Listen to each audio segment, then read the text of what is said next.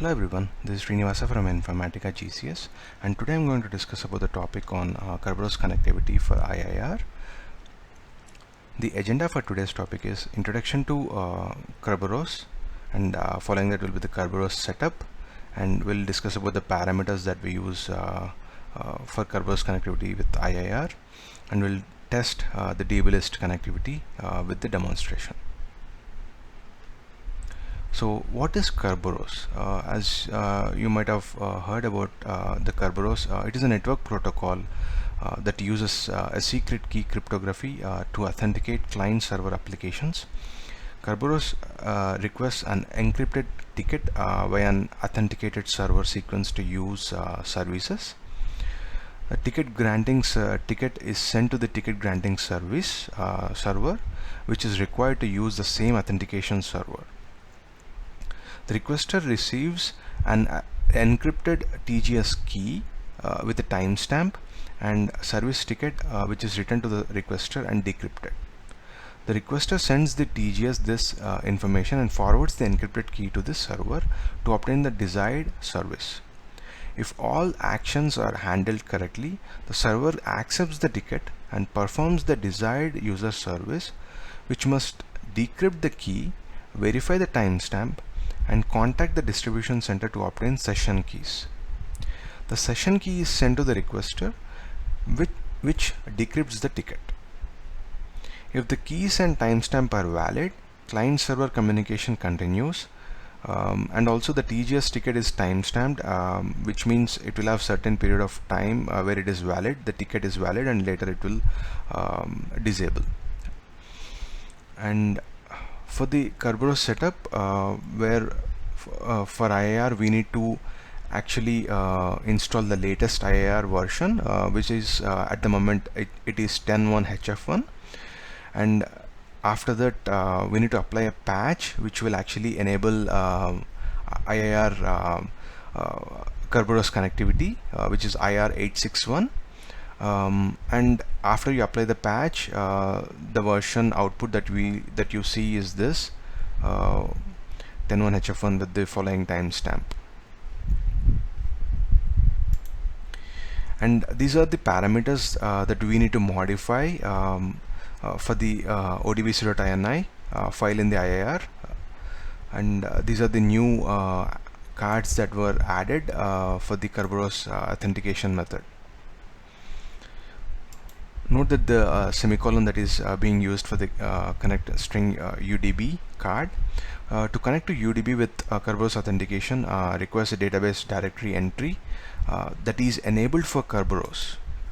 Connection to this database requires only the name of the database list entry. Just you need to use this command db to connect to dbkrb. I mean, dbkrb is my database here. So we'll see all this in a demonstration actually. So continuing this, this will connect using the authorized user.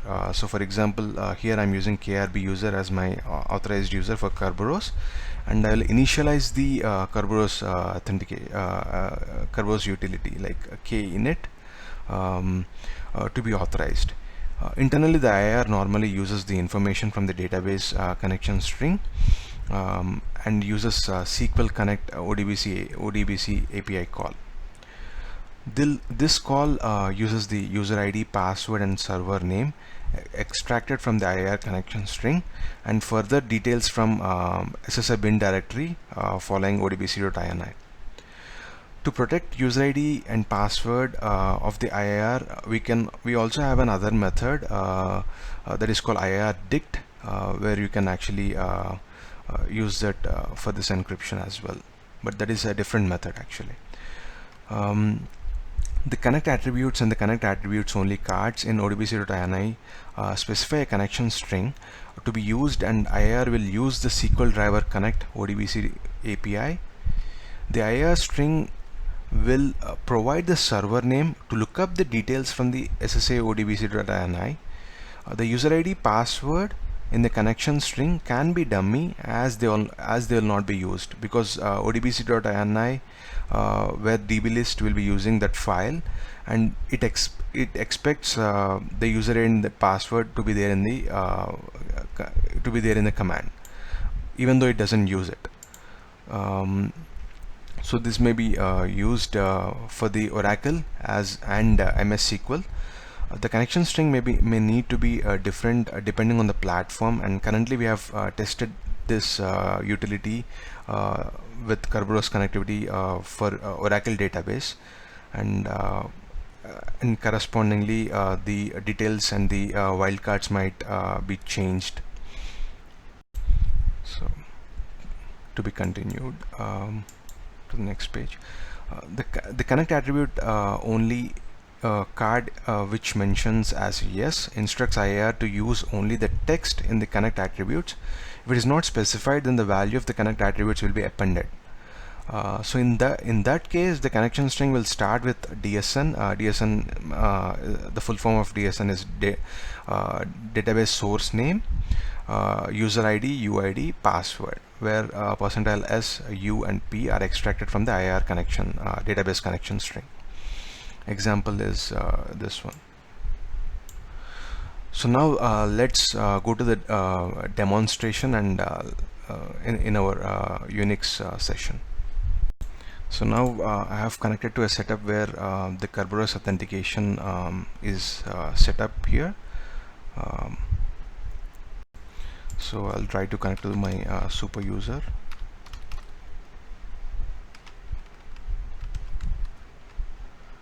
So now I will initialize the kinit command, which will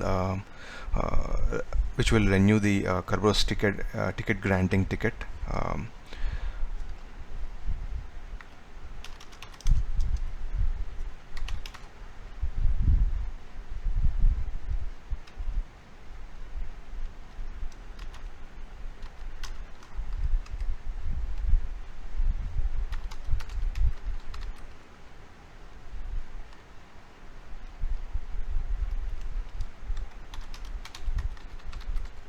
So now it got initialized, and now I'll set the DB2 profile.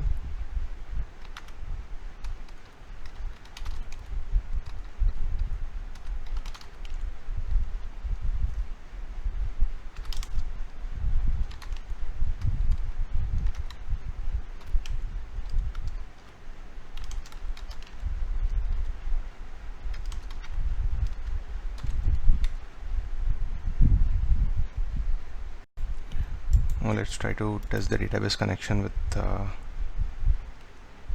DB2 connectivity database dbkrb. So you see here once you initialize the Kerberos and once you set the DB2 profile, then this is the command that you want to use, db2 connect to dbkrb. dbkrb is my database, and it will actually say that connection is successful. And this is my database server, SQL authorization ID. This is where I used it as test, and this is my local database alias. So now let's open the odbc.inf file.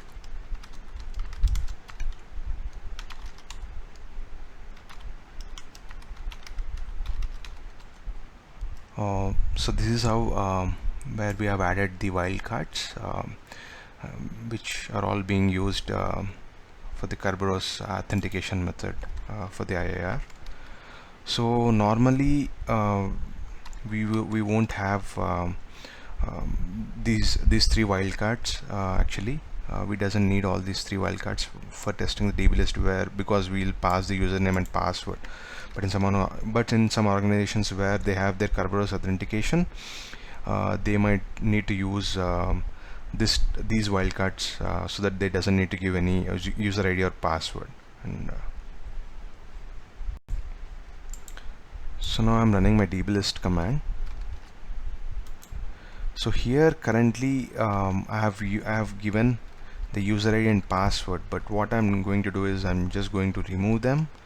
I'll just give some dummy value, and even for the password I'll just give it as a dummy value, and this is my connection string where I need that actually.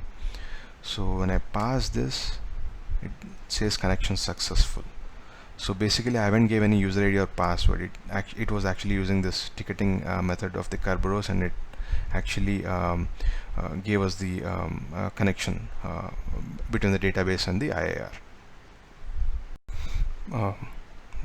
and, and please feel free to post your feedback on this using this following two links.